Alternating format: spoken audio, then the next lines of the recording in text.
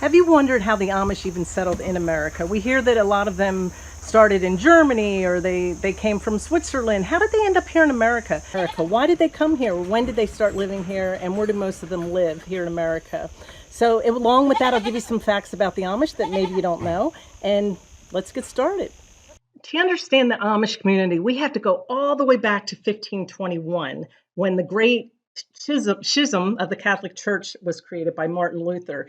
Martin Luther did not believe a lot of the things about the Catholic Church, and I won't get a lot into that, but it created a Reformation, a Protestant Reformation, where he left the church. Well, he wasn't the only one that left. There were several other Catholic popes and other religious leaders that left the church and started several different Protestant groups. And one of the groups was called the Anabaptists. They believed that baptism should occur as an adult. And that group was the Mennonites, believe it or not.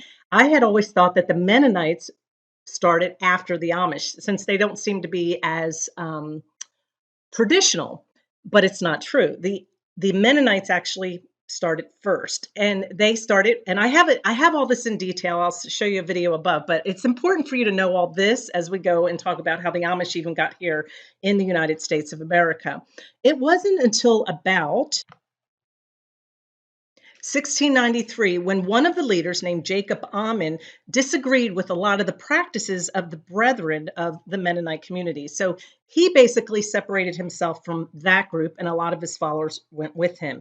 They believed they wanted things to be stricter than they were. The Mennonites weren't being strict enough for people that didn't believe in in their doctrine.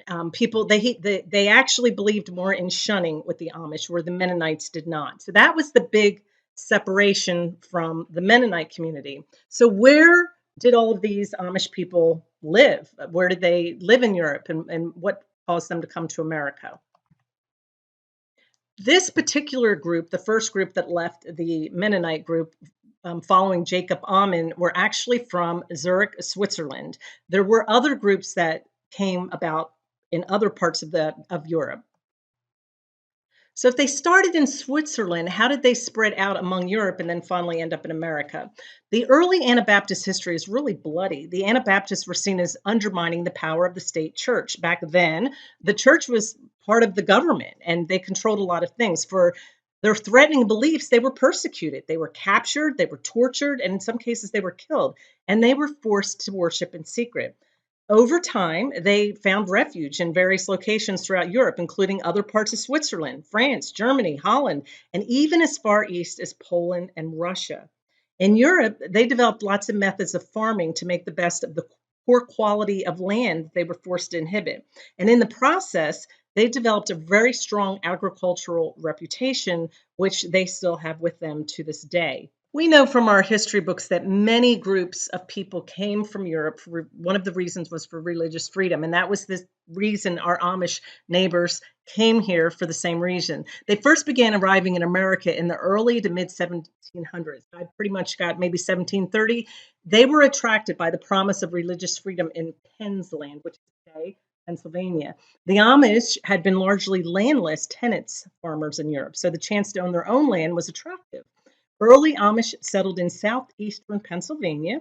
It's one of the original settlements and became the well-known community at Lancaster County. And many of you who study the Amish and have visited some of their different communities are very familiar with Lancaster County. It's actually the first settlement and also the largest. As more and more Amish arrived through the 18th and 19th century, Amish communities kept growing. The Amish settled in new areas outside of Pennsylvania, including Ohio, here where we are today, Indiana, Iowa, and Illinois. Some of them assimilated with society, and in some cases, they became more modern Mennonite congregations. So, what I said at the beginning, where I always thought that the Mennonites came after the Amish, in some cases they did. So, there's kind of a going back and forth. The Mennonites started this religious Reformation, and the Amish broke away, and then some of the Amish decided they didn't want to be so strict, and they went on to become Mennonite. So there is that divide. I do have a video above about the differences between Mennonite and Amish, but they do have the same beginnings, if that makes sense. Now, I did learn one interesting fact as I was researching.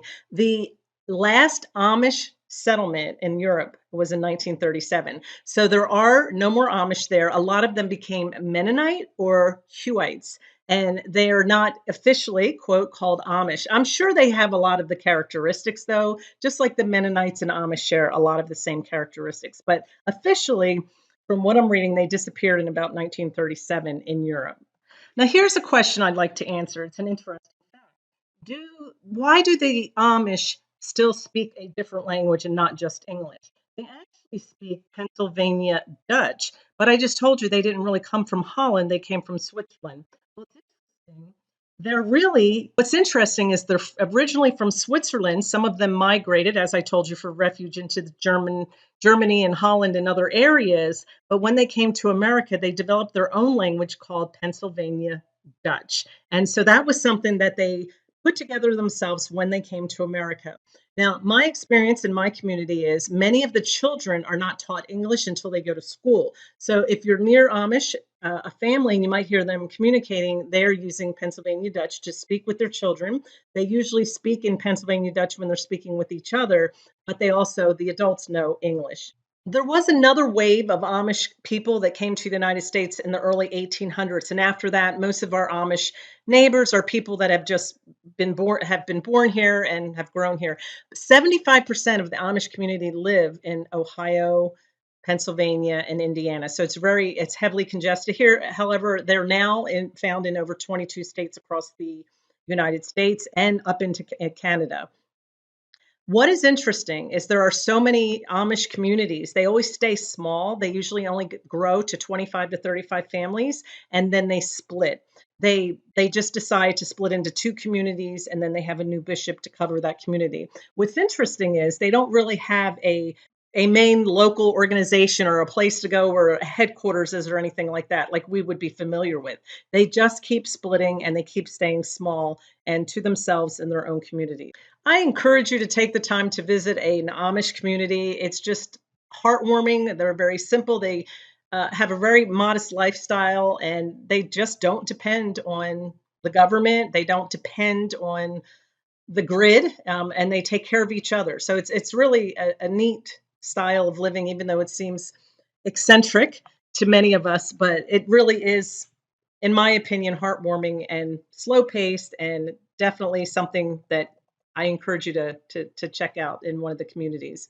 And there you go. I gave you some facts about the Amish and why they originated from Europe and came to America in the first place. I hope you enjoyed it. Give me a thumbs up if you enjoyed the video. Give me a comment below, and I will see you on the next video. And thank you so much for watching. You have a blessed day.